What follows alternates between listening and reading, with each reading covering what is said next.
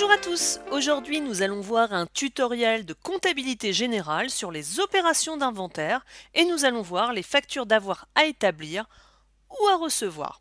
Alors on va commencer par les factures d'avoir à établir. Alors qu'est-ce que c'est?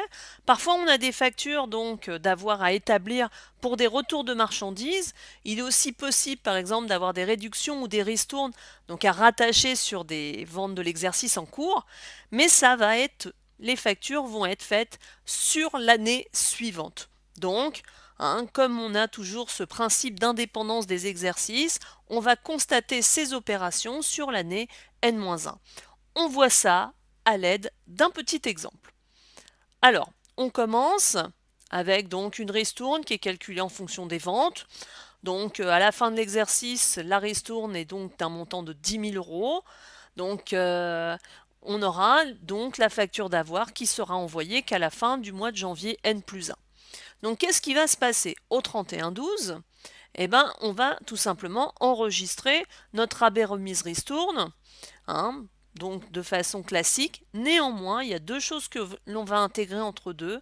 On va intégrer une TVA sur facture à établir, donc un compte de TVA d'attente, avec donc en quatrième position un 8, et un RRR à accorder et autres avoirs à établir, pareil, avec un 8 en quatrième position, pour bien signifier que c'est un compte d'attente. On ne rentre pas les éléments tout de suite dans nos comptes, on constate simplement le rabais remise ristourne au sein de nos produits. Alors, qu'est-ce qui va se passer je dirais au 1er janvier, cette écriture, nous, on va la contrepasser, c'est-à-dire qu'on va l'annuler simplement, donc on passe l'écriture à l'envers. Et ce qui se passera quand je vais recevoir la facture d'avoir, j'enregistrerai tout simplement la facture d'avoir. Donc vous voyez, ce qu'il ne faut pas oublier, c'est mettre en fait la TVA et mon compte client, enfin pas mon compte client, mon compte rabais remise ristourne à accorder en compte d'attente, et sinon c'est une facture classique, sans aucun souci. Alors on va continuer avec l'autre phase, qui sont les factures d'avoir à recevoir. C'est la même chose, c'est-à-dire qu'on peut avoir des factures d'avoir que l'on va recevoir, par rapport à soit des retours de marchandises, soit par rapport à des réductions ou des ristournes, mais on va les recevoir sur l'année d'après, donc pareil, c'est toujours le principe d'indépendance des exercices. On voit ça à l'aide d'un petit exemple aussi suivi.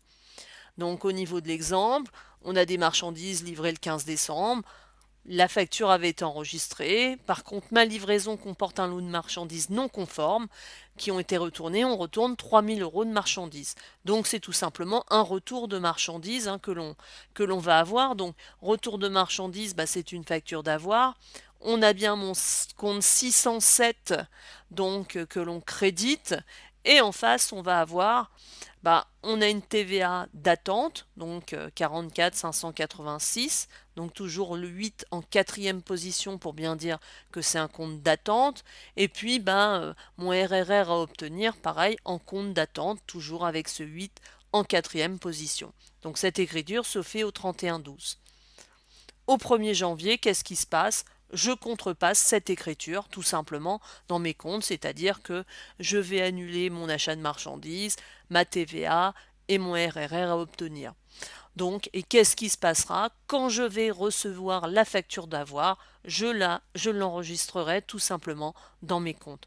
Donc voilà pour les factures à établir ou à recevoir, les factures d'avoir. Donc j'espère que ce petit tuto vous sera utile, qu'il aura été simple pour vous. En attendant, je vous dis à bientôt pour un autre tuto.